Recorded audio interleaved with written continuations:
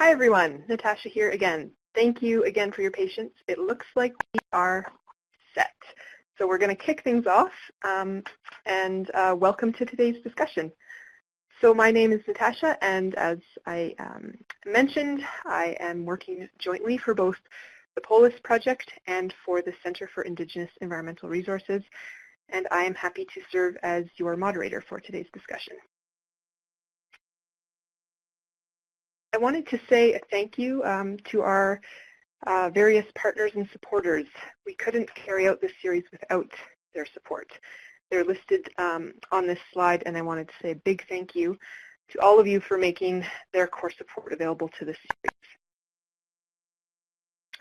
I noticed that there are quite a few familiar names in the webinar today, but I did want to mention that for those of you who haven't attended one of these sessions in the past, the goal of this series, this virtual series, is to delve into some of the current freshwater governance issues, hear some different perspectives and ideas, and learn about some of the innovative projects underway to address water issues in BC.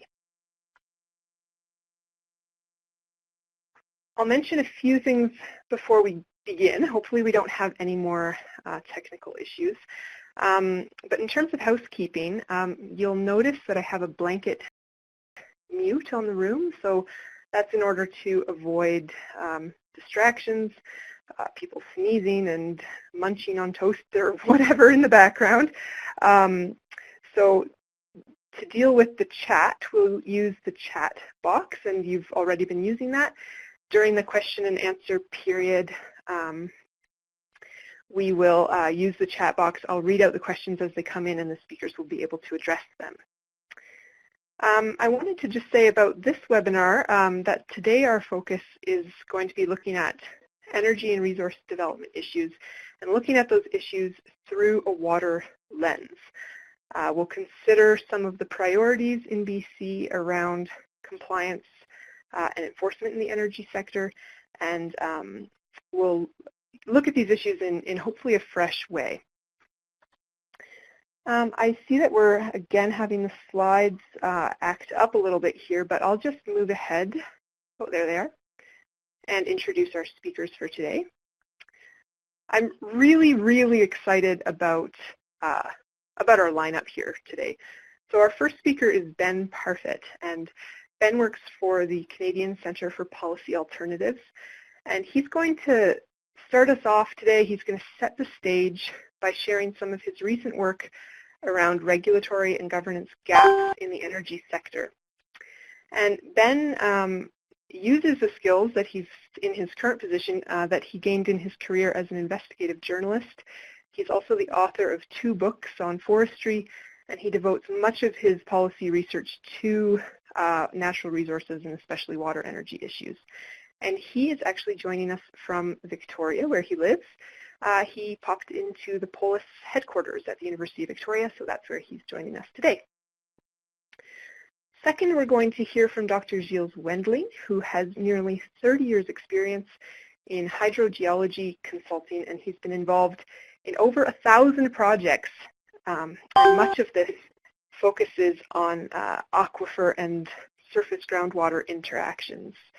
And most recently, Dr. Wendling has been involved in projects related to impacts on groundwater from hydraulic fracturing, and he'll be sharing this story with us today. Finally, we're really delighted to have Shannon McPhail join us. Shannon is the Executive Director of the Skeena Watershed Conservation Coalition, and Shannon is a really fantastic storyteller, and she's going to actually really tie together the threads in today's discussion by sharing her perspective of how these huge issues of energy and water impacts affect communities and people's daily lives and decisions. And Shannon has a really fascinating and diverse background, which helps her relate to a variety of people in the Skeena watershed. Shannon grew up on a ranch. She worked as a big game hunting guide, a rafting guide, a welder, a basketball coach, nutritionist, and I think that's only scratching the surface, so she'll bring a really interesting perspective to our discussion today.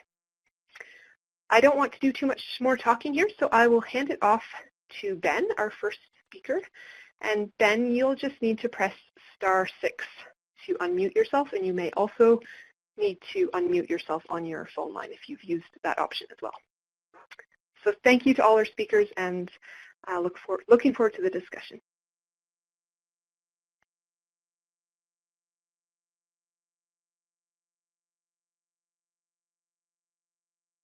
And Ben, we can't hear you, so you have to press *6 on your phone to unmute your line. Thank you. Thank you for the technical advice there. Hello, everyone. I'm delighted to have been given the invitation to be here today, and equally delighted that so many people are on the phone and joining us today. So thank you very much for everyone for attending.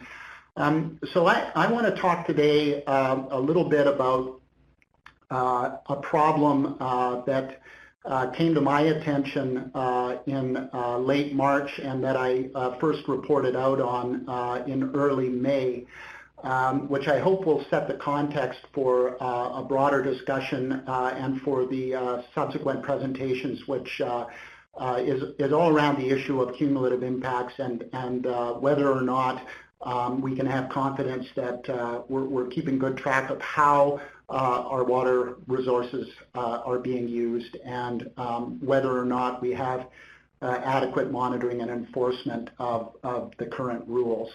So with that, I'll get started. So as I said a minute ago, this issue that I'm about to talk to you about first came to light in March. It involves the building of many unlicensed or unauthorized dams that all are impounding fresh water for use in the hydraulic fracturing or fracking process.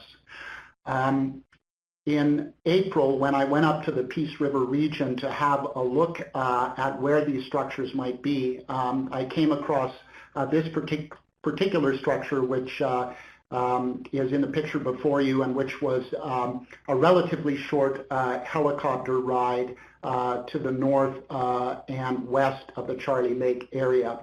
And what you're seeing in this slide is an impoundment structure, a dam, an earthen dam, which holds about 135,000 cubic meters of water. So to put that into perspective, you're looking at a dam that is impounding the equivalent of about 54 Olympic-sized swimming pools worth of water. To give people a rough idea of what they're looking at here, you'll see in the background a road. The ditch network along that road was purposely designed to drain water into the reservoir. There are also water sources from the forest immediately to the left of the reservoir, and along that snow line that you see to the left of the reservoir as well. So this structure was basically built on a slope. The large grass-covered berms that you're looking at probably are in the vicinity of 10 to 12 meters in height. And this is one of dozens of structures that were built across Northeast BC in recent years. So what I want to say off the bat is that from what I have been able to gather from direct interviews with various people, as well as through subsequent Freedom of Information requests, is that the building of these dams, all of which are earthen dams, essentially goes back to at least 2012. And in every case that I'm going to talk about today, these dams qualified as dams under provincial dam safety regulations, and they qualified as dams, certainly the water impounded by the dams qualified as such, in most cases under the Old Water Act, and certainly under the Water Sustainability Act, which replaced the Old Water Act. From what I've been able to gather from numerous Freedom of Information requests that have now been filed with the Provincial Oil and Gas Commission, as well as information requests to the Ministry of Forest, Lands and Natural Resource Operations and the Environmental Assessment Office, is that there is a flurry of activity that begins sometime in the spring of 2016 between the Oil and Gas Commission and the Ministry of Forest, Lands and Natural Resource Operations in particular. And to set a bit of context on this, at that point in time, the Oil and Gas Commission firmly had jurisdiction over the issuance of water licenses to energy companies, and the Ministry of Forest, Lands and Natural Resource Operations had jurisdiction over dams. I was provided a tip that this problem existed from a well-placed insider, and I think it's very important to stress when I say well-placed insider that there were many, many people that knew about this problem at this time. That would have included people within the natural gas industry, of course, the numerous contractors that were working for the industry, personnel within the Oil and Gas Commission, within the Ministry of Forest, Lands and Natural Resource Operations, within the Environmental Assessment Office, and highly likely within the Ministry of Natural Gas Operations, and likely within the Ministry of Energy and Mines.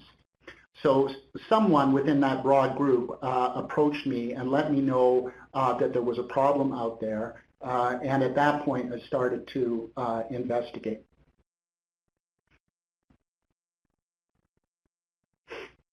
Now what the original research showed was that at least 16 dams had been built by one natural gas company. That company was Progress Energy, a subsidiary of the Malaysian state-owned corporation Petronas.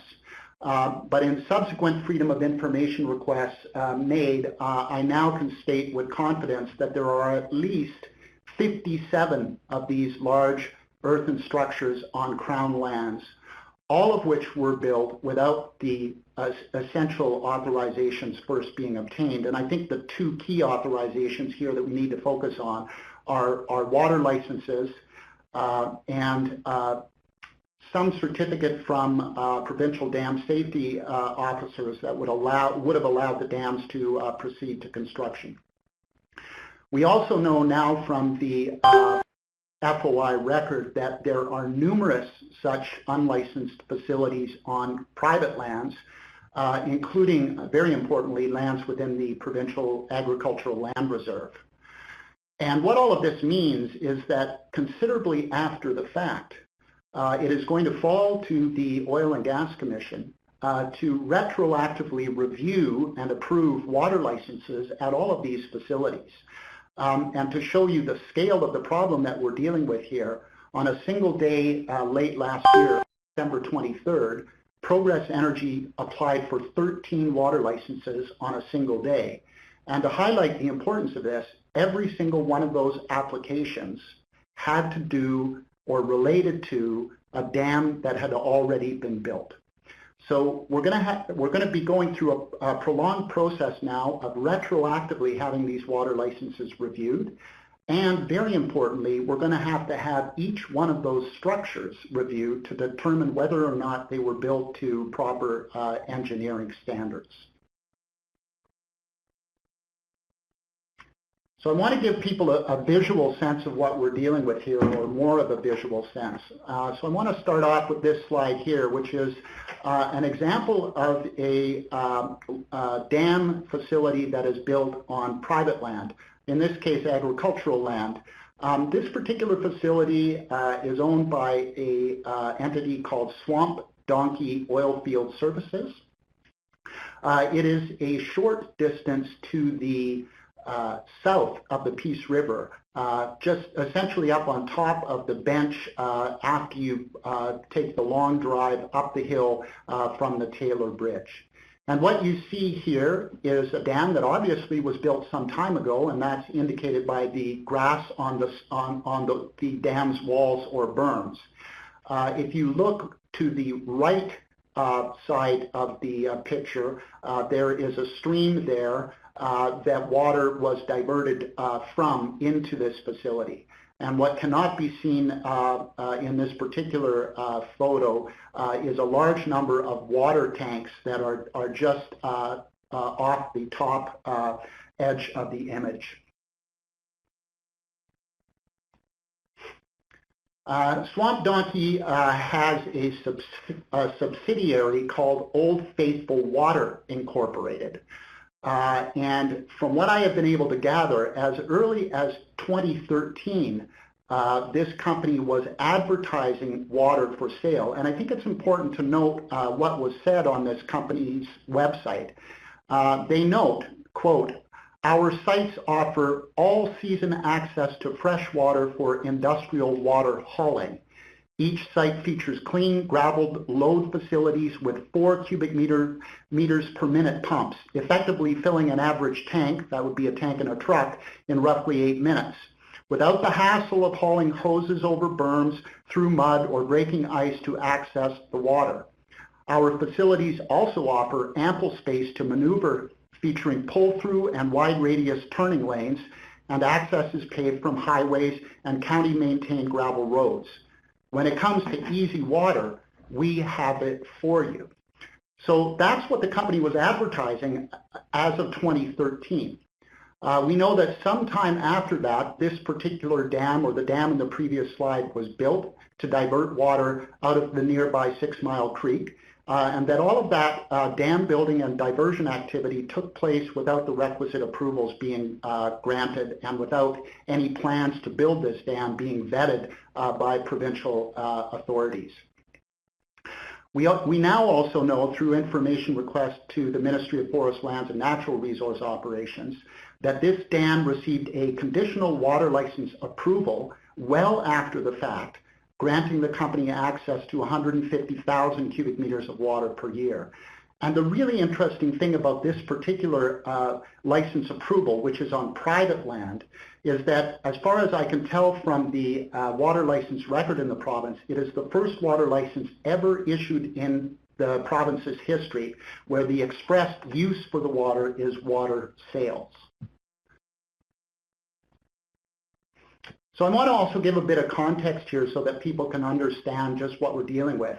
This is a very large reservoir just to the north of the Swamp Donkey site.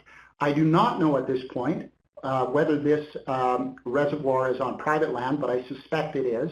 And I do not know what the status is in terms of the dam that was built, obviously several years ago, and where the approvals sit at this point in time with provincial regulators. But it's only about a 3-minute drive away from the other dam that I showed you.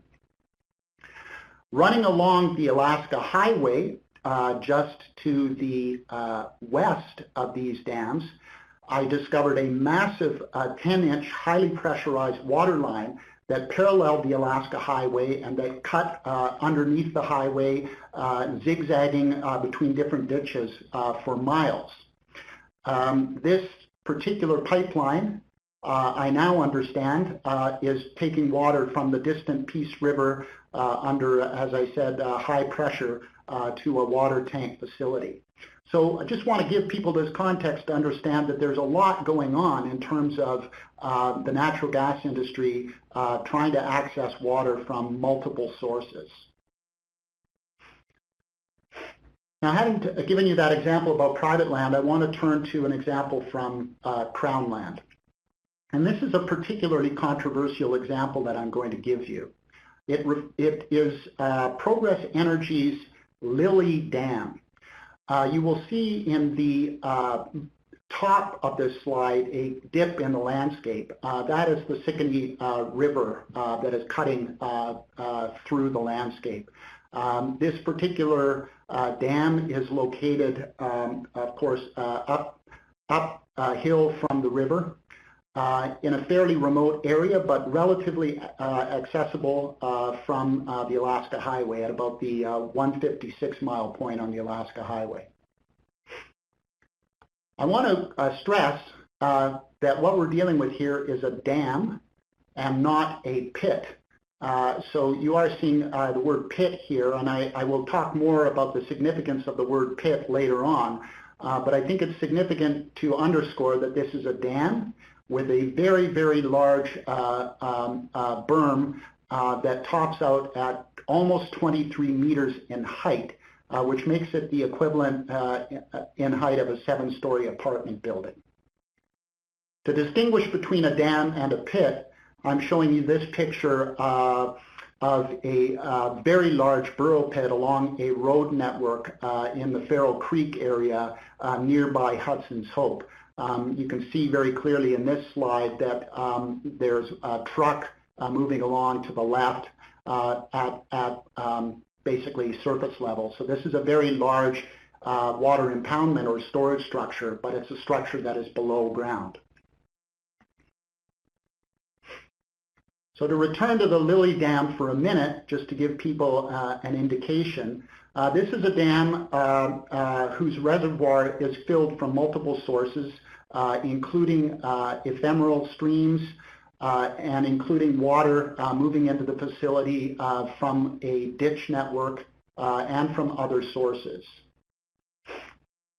So notables on this dam: the dam is nearly 23 meters high, as I said earlier, and it is one of two dams built by Progress Energy that both qualified as major projects under provincial environmental assessment rules. And what that meant was that neither of those dams should have been built before they were assessed by the Provincial Environmental Assessment Office. And the significant thing now underway is that the company is attempting, well after the fact, to have the Lily Dam and its town dam both exempted from review by the Environmental Assessment Office. And there's a very important date that has been set by the Environmental Assessment Office, which is tomorrow, for the public to comment on this rather extraordinary application where a company is attempting to retroactively have exempted from review two dams that were built, one of which was built in 2012, and the other of which was built in 2014. Some of the things to note about the Lily Dam: as recently as June of this year, Reengineering work was being done on a facility that the company was attempting to apply to have exempt from environmental assessment review. This is a shot of a new culvert that has been placed along the road to divert water away from the dam rather than into it. And here is a shot from June 1st of this year showing water being pumped out of this massive reservoir. Why it's being pumped out is not entirely clear, but I think one thing to note here is that it certainly appeared when I was on the ground at this site, and from what I can see from the written record, that there needs to be great attention paid at this particular facility and others to essentially after the fact create safe conditions for water to be spilled from these dams in the event that they overfill. So here's a question: where are these dams and why are they there? It's important to emphasize that all of these dams, from what I can ascertain from the record, were built to capture fresh water used in the hydraulic fracturing or fracking operations. Most, but not all, of these dams are located over the gas-rich and liquids-rich Montney Basin.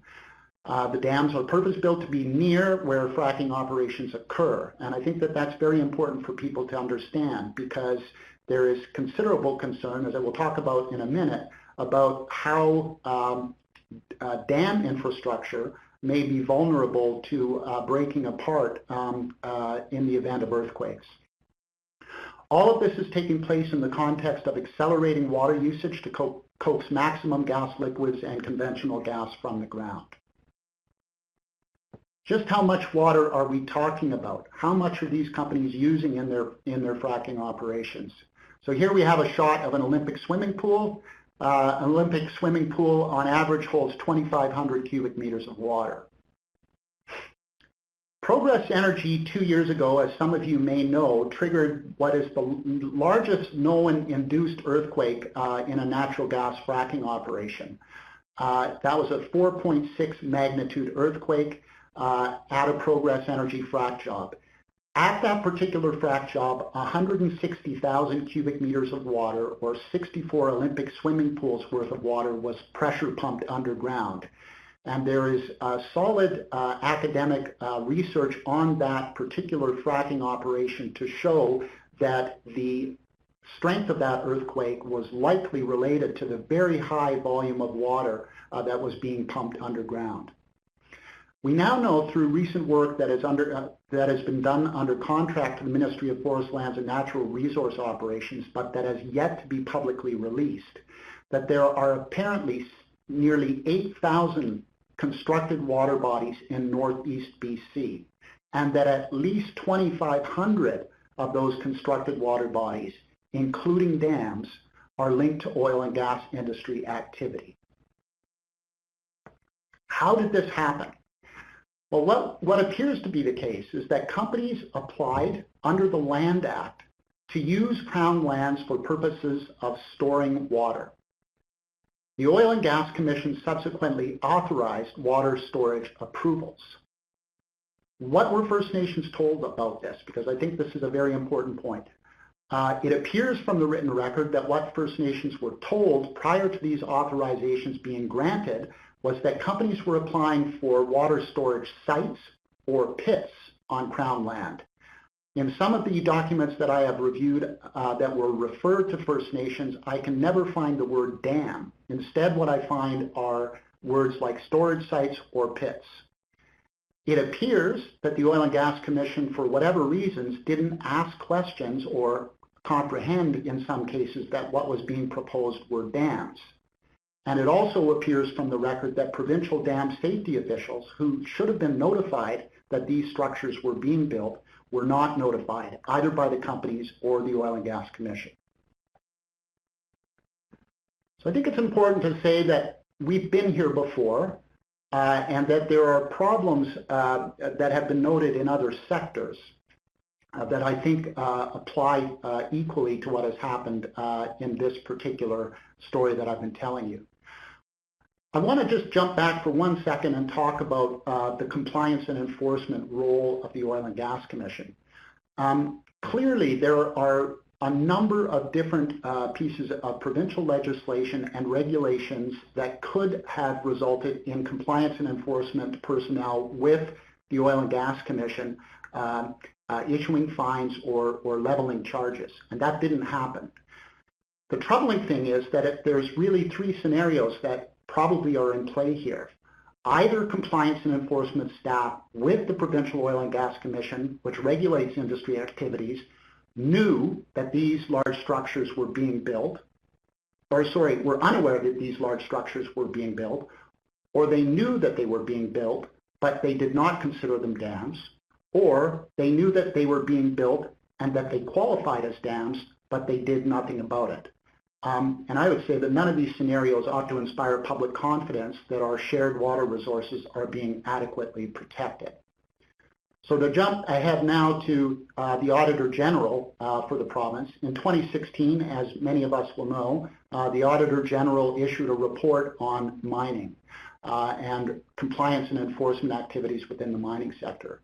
And what the Auditor General's report found was that relevant provincial agencies were not writing permits consistently with the kind of enforceable language that could be employed to adequately ensure that companies were following the rules, and when they weren't following the rules to be subject to compliance and enforcement action. Permits were written to leave the public on the hook to pay the costs associated with mining disasters. The Auditor General's office also found that poor coordination of compliance and enforcement actions existed between ministries, and very importantly concluded that there was an inherent conflict in the Ministry of Mines between its promotion of the industry and the industry that it was regulating. And the quote, I think the significant quote from that report's findings was, "Our advice to reduce the risk that unfortunate and preventable incidents like the Mount Polley mining disaster don't happen again is for government to remove its compliance and enforcement program for mining from the Ministry of Energy Mines. The Ministry of Energy Mines' role to promote mining development is diametrically opposed to compliance and enforcement. This framework of having both activities within the Ministry of Energy and Mines creates an irreconcilable conflict, because compliance and enforcement is the last line of defense against environmental degradation. Business as usual cannot continue." Now, I would argue that that same set of words could apply equally to the Oil and Gas Commission, which is tasked both with permitting industry operations and activities and monitoring and enforcement. So a question I have is, what would the Auditor General's office find if it were to conduct a similar review of monitoring and enforcement activities within the energy sector?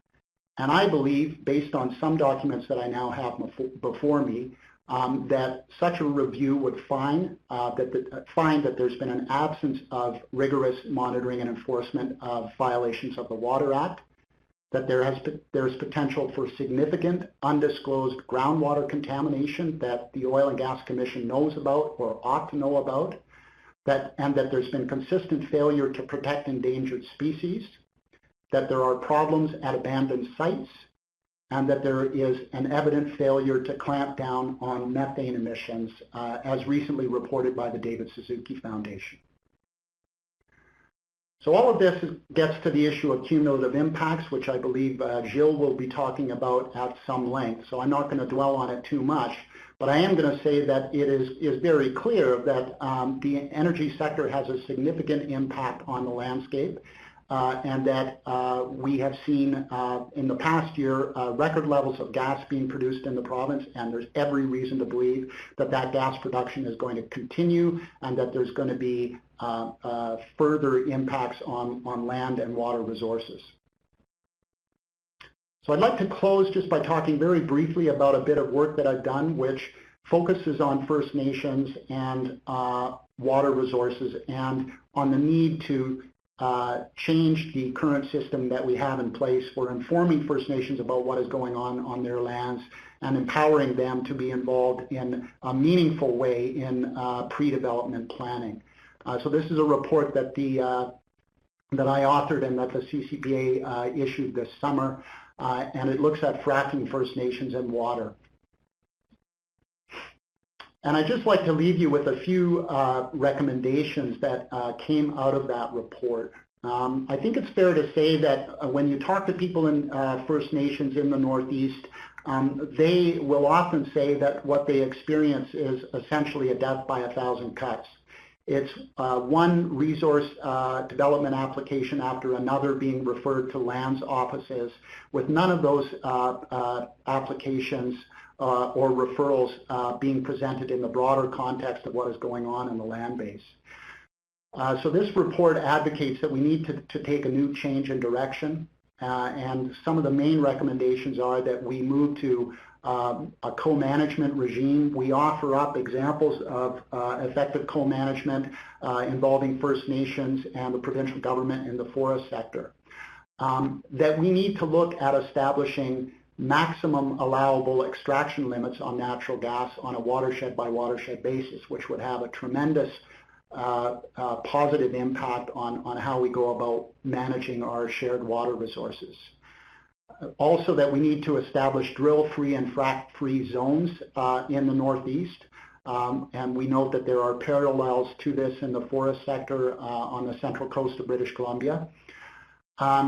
That we believe that there's a strong argument to dramatically increase the rates that industrial water users pay for water in the Northeast, and that it is incumbent upon both the companies themselves and regulators to fully disclose in a proactive way where companies intend to be operating over long time frames so that First Nations can be meaningfully involved in pre-development planning. And I think I just want to leave off with my comments by noting what Liz Logan, the former head of the Treaty 8 Tribal Association, said, which is that we want a process that addresses cumulative impacts on our traditional territory, that protects water resources, provides opportunities for local communities, and ensures that the provincial government is making informed decisions with full information. You know, it's very apparent to me in my travels in the Northeast in the last little while that there has been a disturbing breakdown in the regulation of the industry as it applies to water resources, that there is massive evidence of significant impacts on water resources and land resources in First Nations territories. And that if we don't wrestle with those realities soon, it's going to be very, very difficult for First Nations and rural communities in the region to enjoy the benefits, the natural benefits of that region. So I'll leave it at that. Thank you, Ben. That was fantastic and gave us a lot to think about, and I think really sets up our next two speakers. So I'll hand it over to you, Gilles, and just mention that for those in the chat box, feel free to input your questions as we go, and I can keep track of them. We do have close to 150 people registered on this webinar, so if I can take any questions that you might have, that'll help keep our chat session smooth. Thanks. Thank you very much, and thank you everyone for being here this afternoon.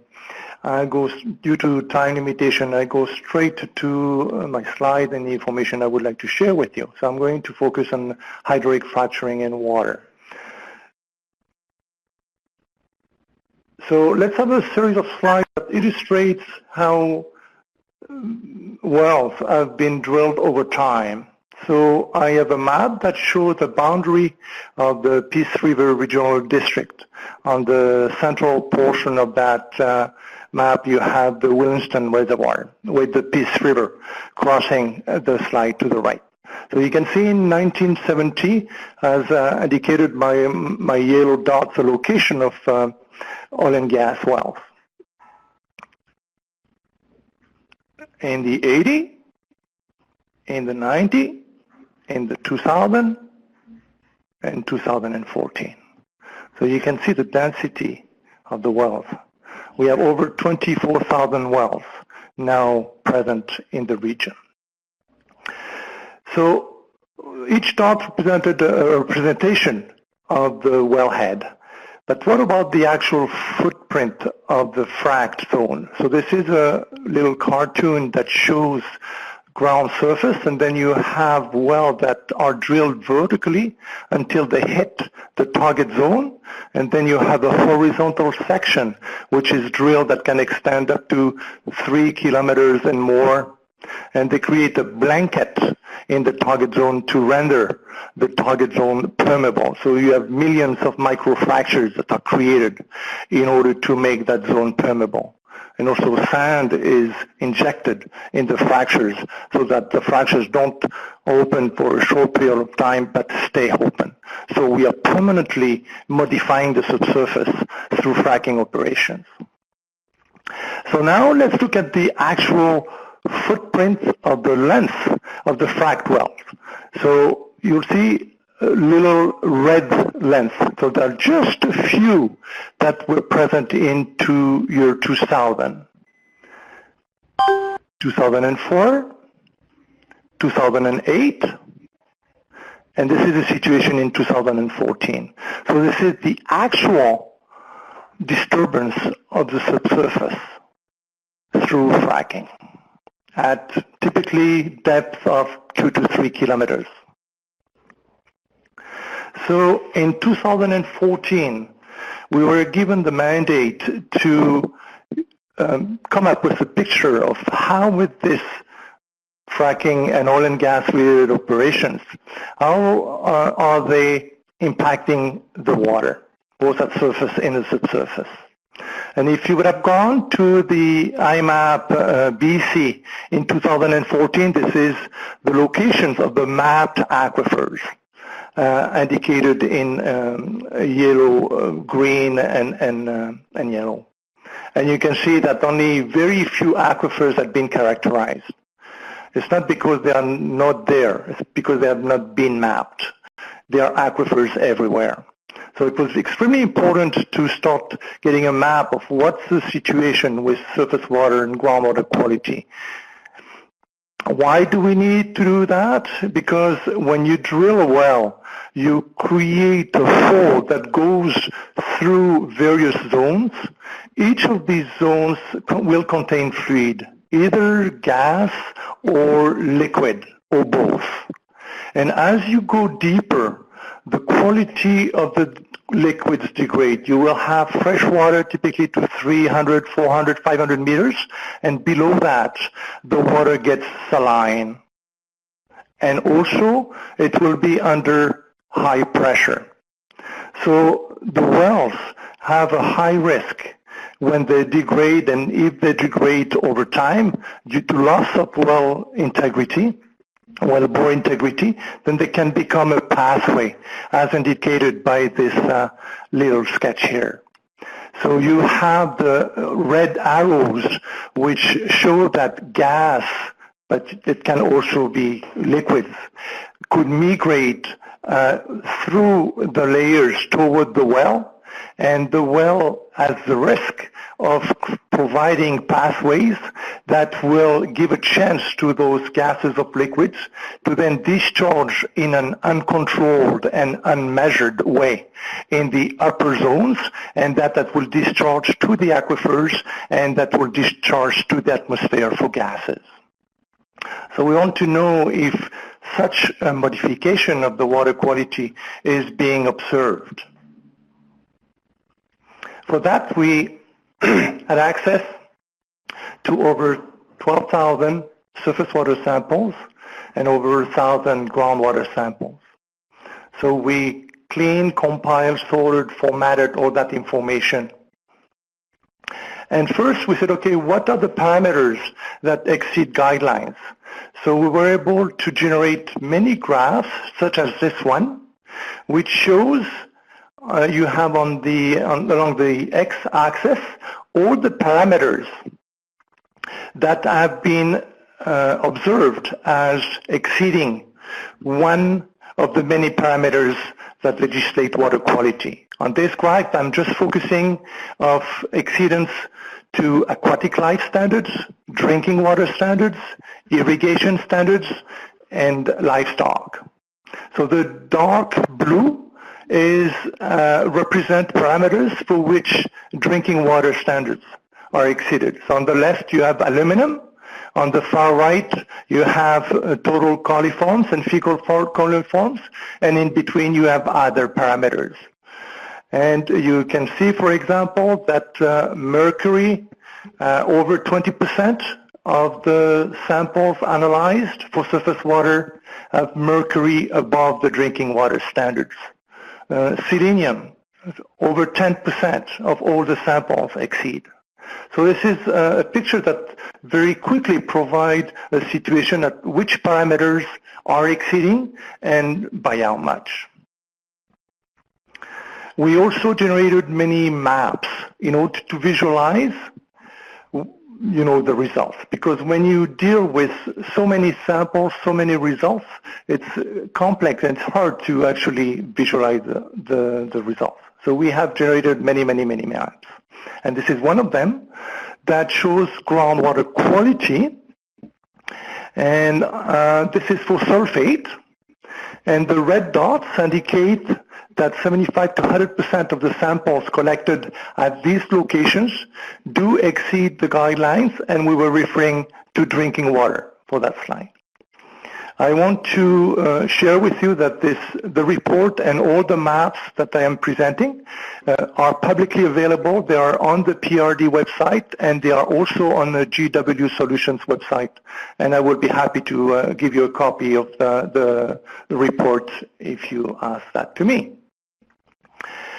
We also looked at surface water globally over the whole region. We took all the samples and we wanted to check over time if we could observe a change in quality. So on the left side, we have the older samples that were collected in the 70s, and moving to the right of the slide, you have the most recent samples collected between 2011 and 2014.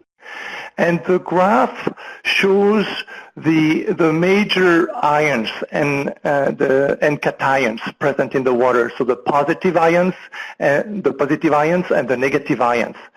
And just to see, do we see something when we look at that graph? And it appears that at the end of the year 2000, we have a change in surface water quality. We see more, the yellow bars are longer. This is sulfate in the water. On the right side of the slide, you have the gray little bars, and that represents chloride. So it appears that sulfate and chloride are much more present at higher concentrations in surface water than they were in the 80s, 90s, and 2000. Now, for groundwater, we also looked at the concentrations of the major ions, like presented in the previous slide. Same thing, we are looking at results over time. On the left side, the first set is 1981 and going through late 2014. So it appears that we have two types of columns. We have the shorter columns up to year 2009, 2010. And then on the right side of the slide, it appears that the columns are much higher. So the concentration, the quantity of the minerals in the water seem to have increased in groundwater in recent years. I could talk hours on that, but I have very limited time, so I'm going to take one example. We looked at barium in groundwater. The tool that we had with the quantity of the sample that we had collected, we were able to generate query functions and to define where trends were observed. So we selected barium and we said, okay, for barium, indicate on a map where we have an increase of barium over time. And the red triangles on the map show where we had increasing trends in barium. My next two slides are going to focus on the two samples located in the northern part of the PRD, station 293 and 296, and then I will finish with station number 5 in the lower part of my slide, which is actually a well in Tumbler Ridge. So for the two stations 293 and 296, you can see with the blue dots the increase of concentration over time. The time scale is on the left 207, so it covered 207 to 10. So the cloud of dots, show an increase. On the right side for station 296, we also have the clear increasing trend. And what is of concern is that the last two dots on the top right have a concentrations greater than 1 milligram per liter, or ppm, and 1 ppm is a drinking water standard. So now this water is not potable anymore because of barium concentration. You have to know that barium is present in fresh water at very low concentration, typically 0.1 ppm. So, and barium has no reason to change significantly in concentration over a short period of time. So if we see an increase over several, 2, 3, 5, 10 years, and if we see an increase from 0.1 ppm to 1 ppm with 3 ppm, it's not natural. So looking now at station 5 in Tumbler Ridge, we cover a time period going back to the 80s. Late 84 is our first sample on the left side of the graph. You can see here the low concentration, between 0.05 and 0.1 ppm. And then in 2006, I see a slight increase, but then I have a hockey stick. I see that my last sample in the 2013 is at 0.3. So we have definitely an increase. And I wanted to check the work that we have completed has been peer-reviewed, so SFU, MOE, the OGC has reviewed our work. And we wanted to check, was it only barium that was increasing, or were there other parameters? And we pulled information on chloride on the top left side of the four graphs, and then sodium, potassium, and sulfate.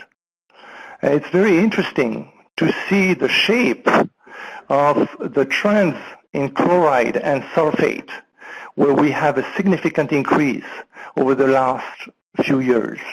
And we have this hockey stick graph again. So this is not natural. Should it be of concern? This slide shows on the right side the little village of Tumbler Ridge, and you have a yellow blob which shows the aquifer, which actually is a water source for Tumbler Ridge. On the left side of my graph, of my figure, I zoom on the area where the observation well 286, so that was station number 5, of which we just looked at the graph. This is the location of the well. And you have well 7 and well 8, which are the two wells which supply Tumbler Ridge in drinking water. And these wells are located less than 200 meters from Mayop's well, and they are in the same aquifer. So there is a good chance that what we are seeing in the monitoring well is happening with the water supply of Tumbler Ridge. And how is this increase of barium going to evolve over time? Are they quickly going to fall in a situation where their water won't be potable because of barium? Are they ready to treat the drinking water for barium? So this is important information that needs to be shared and to be used in order to better manage water resources in Northeast BC. Thank you very much. And thank you, Gilles. I really appreciated that presentation. Data can be so overwhelming if you don't have a scientific background, so I really appreciate how you broke that down for us and explained those trends. Thank you. So as I mentioned at the start of the webinar, we are hearing a regulatory governance perspective, and now we've also heard the technical side of the story. Shannon is going to talk to us about some of the tough conversations and trade-offs that communities have to make when big projects move into their watershed. So Shannon, you just press *6 and take it away. Thanks, Natasha. So I'm calling in from Hazelton on Gitxsan territory, which is right smack dab in the middle of the Skeena watershed. And like Natasha said, I'm kind of the dumb kid on the call. I try to take this kind of information, and the main job that Skeena Watershed Conservation Coalition plays in our region is translating this information so that communities understand what's actually happening. One of the things I would like to talk about is it's really important to realize where we have come from and how we've gotten to where we're at. And so I'm going to combine a little bit of our history and a little bit of what's happening right now to demonstrate how our organization is working with communities and different First Nations on how we plan for the future. So I'm sorry to interrupt, Shannon. I've just had one person ask if you could please raise your voice a little bit. Wow. I can hear you okay, but yeah. I don't generally get that request, but absolutely. Okay. So these are some photos from my family. My family has been here since 1904. We were settlers in the Skeena watershed, and so we've seen over the years what boom and bust does for our communities in the north. In the Skeena, there was the gold rush, there was the fur trade, there was, they came for the trees, they stole children for residential schools, and what the boom economy has meant for us here is generally that family members have to leave to go to work in camps, mostly men. Local businesses struggle for staff because who wants to work at a waitressing job or as a cook in a restaurant when you could be making $350 to $500 a day working for industry. So we have seen lots of local businesses close down because they can't actually find staff. So entrepreneurs are dwindling. We've seen the drugs increase, the sex trade increase, things like rent evictions, and an increase in pressure on local infrastructure as well, like hospitals and RCMP. So my family has participated in all of these industries, and we've seen both the positive and negative impacts as a result. So in this slide, I've got a couple of photos from a couple mining operations that are a part of our past in this region. So the top left photo is Johnny Mountain, and then Bruce Jack in the middle, and Johnny Mountain again on the right. And these were abandoned mining sites. And you don't see these sites because they are either helicopter access only or bush plane. And the good news is that both these sites, through being sold to new companies, are now cleaned up or are in the process of being cleaned up. But there are literally dozens and dozens and dozens more of these sites in northwest BC. And the big question is who has to deal with the impacts of industry? And it's generally the people who live here. We heard about the big LNG, what was supposed to be a windfall. And this was a particularly hard one for us in the north. And the reason it was hard is because in my community in Hazelton, we have 85% unemployment rate. And people need jobs. I think that caring about climate or about the environment or conservation issues is actually a luxury. And few of us realize how much of a luxury it is. If you are struggling to not be evicted from your home, if you are trying to get food on the table, if your truck is being repossessed, if you are being abused or struggling with mental health, the things you aren't worrying about is, climate change or how many fish are in the river. People banked on LNG because government gave them the confidence to do that, our previous government. And I think that was a massive slap in the face to people of northern BC, because there were economists all over warning that it was never going to unfold the way our government was telling us that it was. People were tagged as ragtags, forces of no, myself included, and now we're seeing economies that are struggling more as a result of this boondoggle. People invested in construction companies, they bought houses to capitalize on the real estate market, and now they're left owing money that they don't now have a source of revenue to pay for. So in some cases, some people are actually doing worse. When it comes to Petronas, who wanted to build their Pacific Northwest LNG terminal right smack dab in the middle of the Skeena Estuary, which is the one place that all of our wild salmon go from all across the entire watershed, the Kispiox, the Babine, the Bulkley, all the fish from all those tributaries need that estuary. And that's exactly where Petronas was planning to build their terminal. Wild salmon contribute $110 million each and every year to our economy. If you're in the city, that might not sound like much.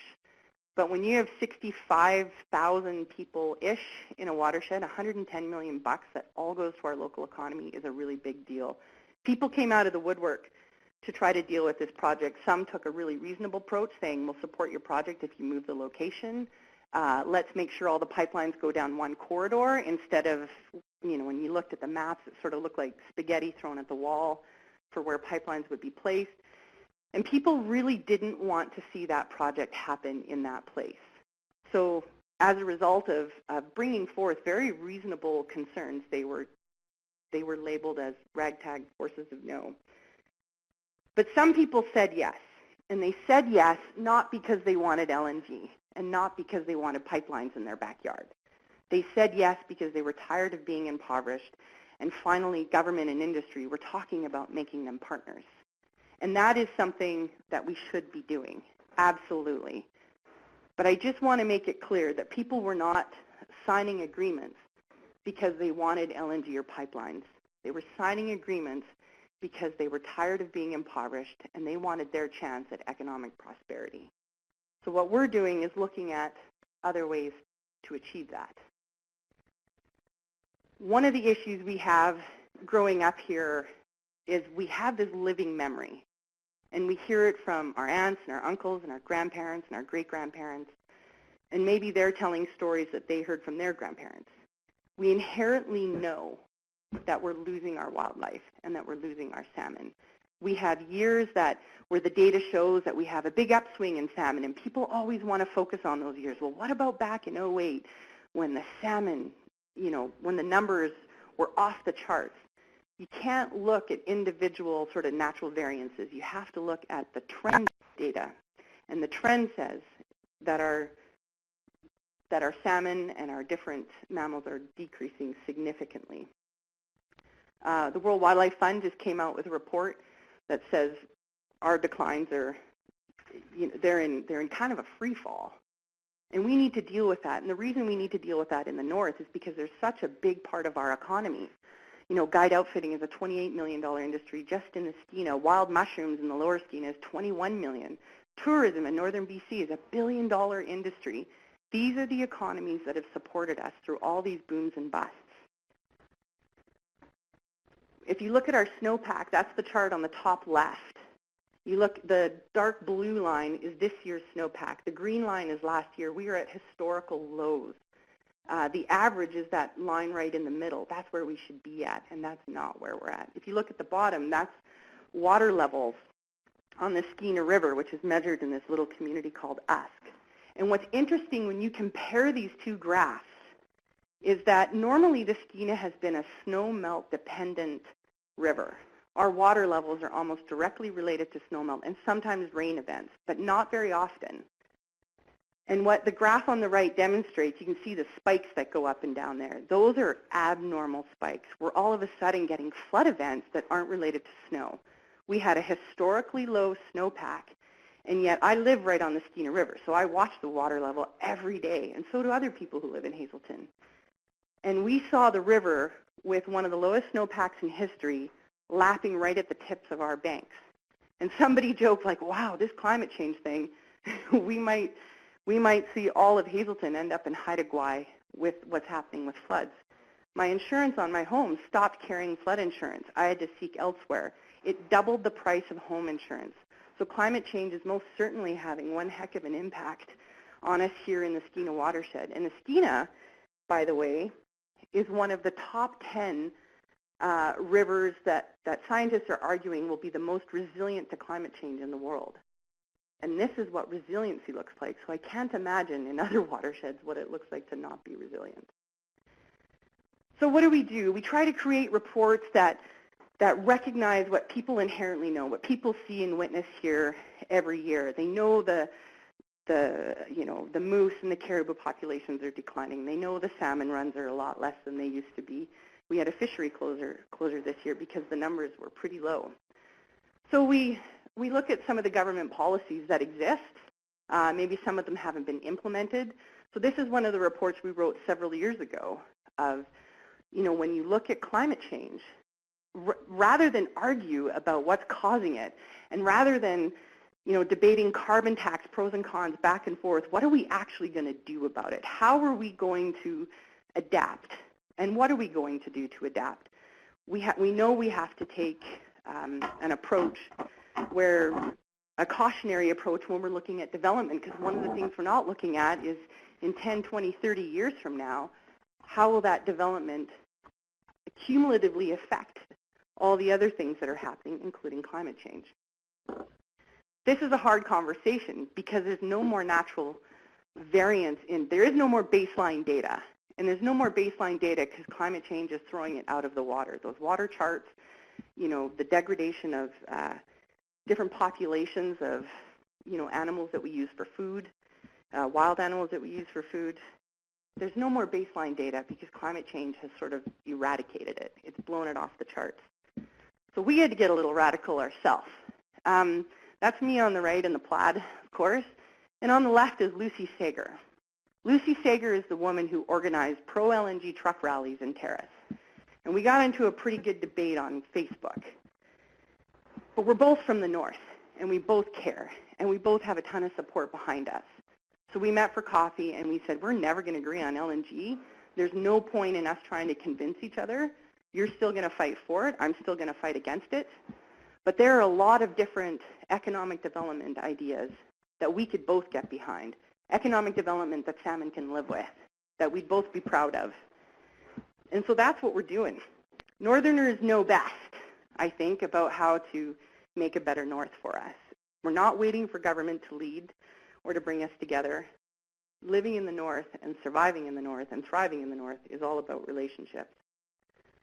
So that's the approach our organization is taking.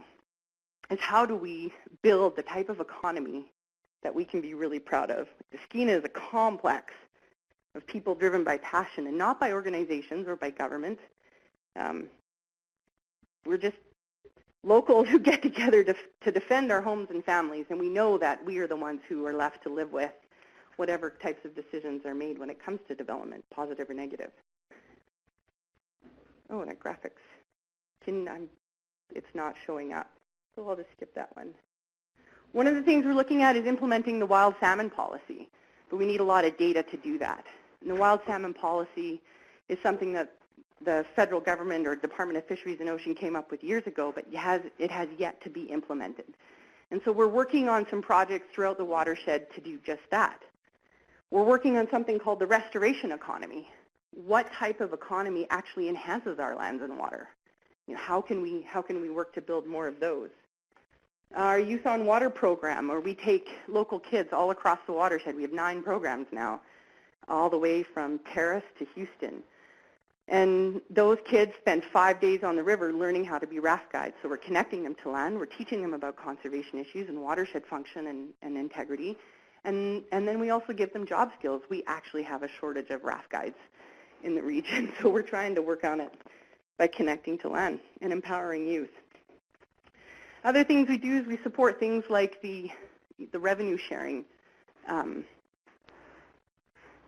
project that we're trying to do in Northwest BC, where we're saying if you are using our land to take resources from, whether it's mining or forestry or fishing, then a percentage of your profits actually need to stay in the region.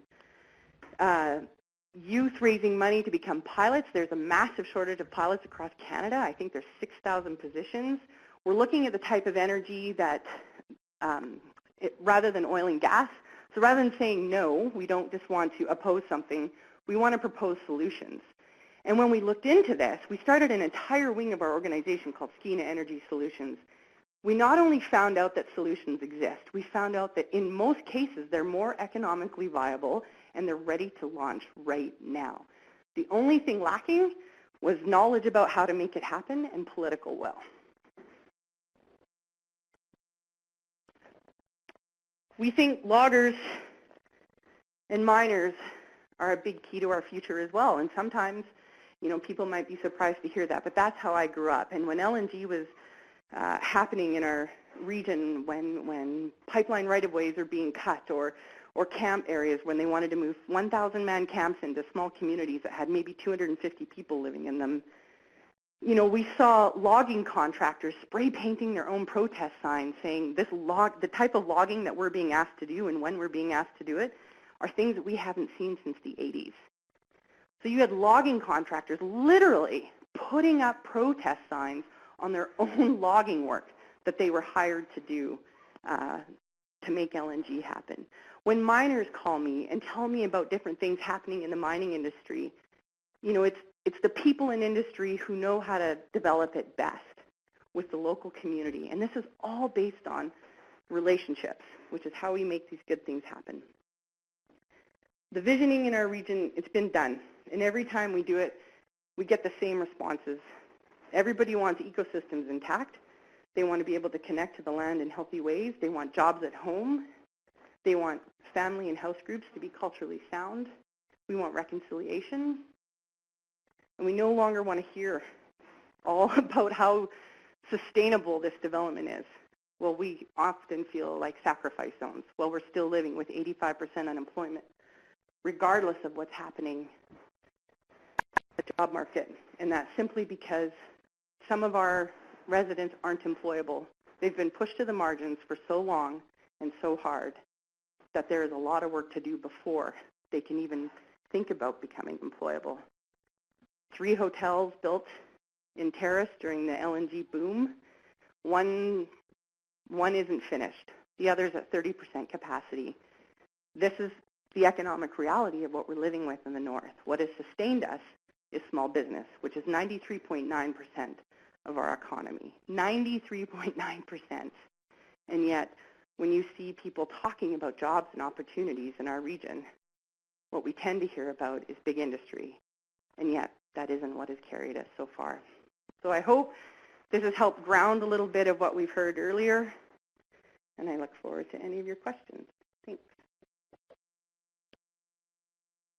Wonderful. Thank you, Shannon. That was a fantastic presentation. All three of these presentations gave me chills. I don't know about anyone else on the line, but the numbers, the graphs, the examples, the illustrations, the stories were all really staggering.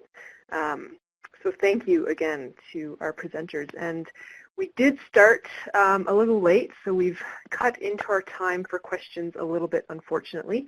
But we do still have a few minutes for questions, so please feel free to drop those into the chat box. And they can be general questions or they can be directed to individual speakers. And there's one question here already, and I think this is really a question for you, Shannon, but the person's wondering if you could expand a little bit more on the renewable energy opportunities in the Skeena.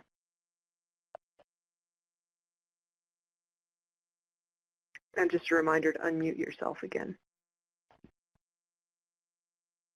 Thanks.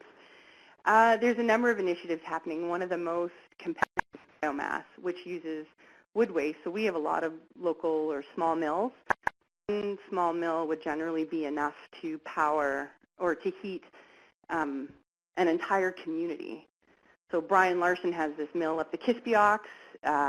We're looking at buildings that use propane. So for example, the high school or the local First Nations school, one of them, I forget which one, burns $180,000 worth of propane per year.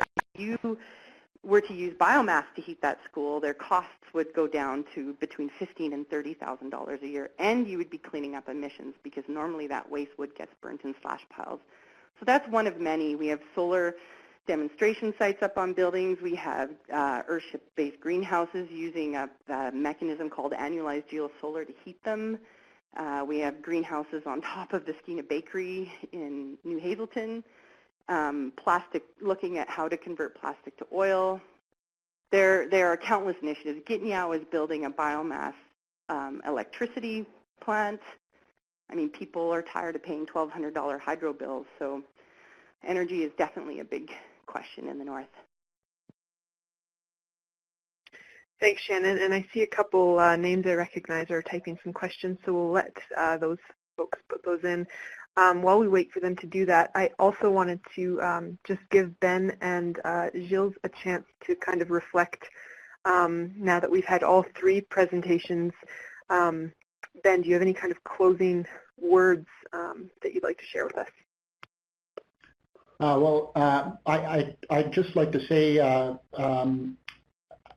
how very much I appreciated Shannon's closing presentation, because I think it sets a really important context, which is that people living in the more remote regions of the province face realities that many of us here in the cities do not face, and I think that it's really important that we're cognizant of that. And I think it's very important when we're thinking particularly about the northeast of the province that most of us tend to take for granted the energy resources that we have, and very clearly those energy resources and the production of them carry very significant consequences, and the consequences are most heavily borne by those people living closest to where those developments are taking place. So I think it's really important to keep that in mind. Thanks, Ben. And Gilles, I'd like to hear from you too, but I see two questions specifically to Ben here, so maybe we'll give him a chance to address those. The first is a question from Peter, who's wondering, Ben, has there been any official conveyance of your findings to the ministry? And then second, I guess you mentioned that public comments for decisions have really short timeframes. Can you remind us of the name of that project and expand on that? And also, Yeah, and also, what can the public do, or what can we as individuals do to push the government to reform the regulations on water protection? So a couple specific and one much bigger question there for you. Yeah, I guess the first question is that I'm going to be conveying some of the findings of my work in a brief to the Environment Ministry later today in advance of the closing of public comments before the Environmental Assessment Office. I think it's important for people to understand that what happened with the two largest dams that I talked about was that there was a retroactive application made by Progress Energy to exempt those projects from review, and the period for public comment on Progress's exemption application expires tomorrow. So if people want to post their comments on that unprecedented application for exemption, they can do so at the Environmental Assessment Office's website. And I would encourage people to do that before the end of the day tomorrow. I think more broadly, what we need to be conveying to government in particular is that there really ought to be a clean separation, I believe, of compliance and enforcement, the role of compliance and enforcement from permitting. And I think that the Auditor General Office's examination of the mining sector in particular highlights why that should also be the case when we think about energy resources in the province. And I think it's critically important that we do that because as I said earlier, all indications are that we're going to see continued and perhaps accelerated gas drilling in the months and years ahead. And if we don't get our minds wrapped around more effective monitoring and enforcement of the sector, the likelihood is that we're going to see continued water degradation. Thanks, Ben. And on that question of what can individuals do? Shannon, I mean, you work with such a wide spectrum of people in the Skeena. Can you respond to that question as well? What are some of the things just regular community members are doing to get involved in watershed protection in your area? Oh, what a great question. Well, that's a hard one to answer because there's really quite an unlimited list of things. One of the groups that I'm most proud of in our area is called the Gunanachum, which is a Gitxsan word meaning the mothers and the grandmothers. And they are really stepping up and taking action. And they're doing so by empowering the women in their community and restoring some cultural decision making. And I don't know if you've ever tried to go toe-to-toe with your grandmother, but I would rather mess with Royal Dutch Shell, the government, a military, than long before I'd ever tried to go toe-to-toe with my granny. And so it's the Gunanachum who really holds the key, I think. They're the people who help create good citizenship in the community, and they're the people who also deal with the justice in the community. And they're really tired with what's happening. So empowering groups that are already out there is a key thing, joining them, being a part of what they're doing. But then there's also talking to your MLA and really trying to figure out where things are at. And we're lucky where we live because we're a small community, so we actually have the chance to chat with our elected politicians.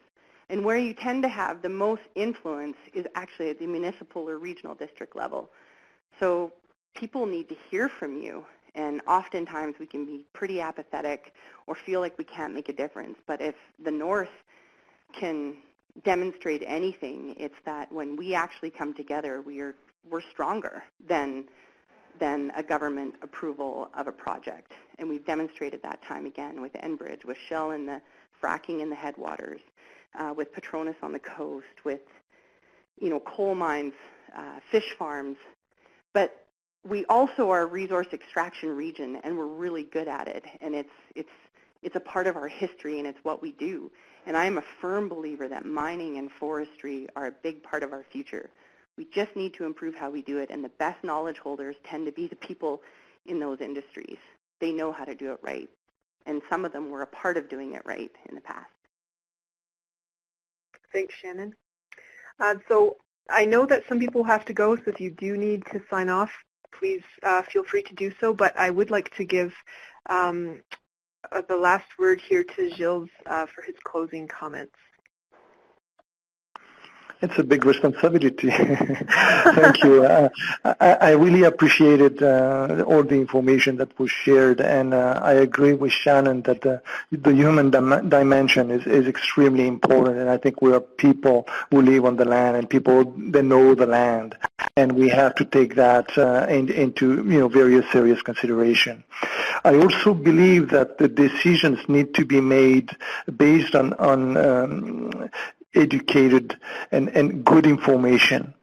And I think the sharing data, sharing information is critical. And we experience through our work how difficult and frustrating it was to get information, even from ministries and regulatory agencies, which are supposed to represent and defend the public, the interest of the public. And I think there is still a lot of progress to be made to make information and access to information more transparent. And maybe my final word is to thank you and to thank Paulus, to organize seminars like that, which are a way of gathering so many people and sharing information and having a good debate. And I really appreciate it, and I was honored to be invited today. Thank you. Thank you. And thanks to everyone for tuning in. You may wish to just take a quick moment to read the comment that Michelle Lee has entered into the chat box here. She's offered a few more resources and research on these issues, which I think would be of interest to many of you. And we will share the recording of this webinar, a summary, and a bunch of the links and papers that were referenced during the discussion. So stay tuned for that in the next couple weeks. And also stay tuned for our next webinar, which will be actually just in a couple weeks in early October on the topic of data management and pooling water knowledge. This will be a follow-up to a conversation we had about water information around this time last year. So stay tuned for an announcement on that, and we'll look forward to seeing you there. A huge, huge thank you again to Ben, Gilles, and Shannon for your great presentations. Very, very much appreciated. Have a great day, everyone.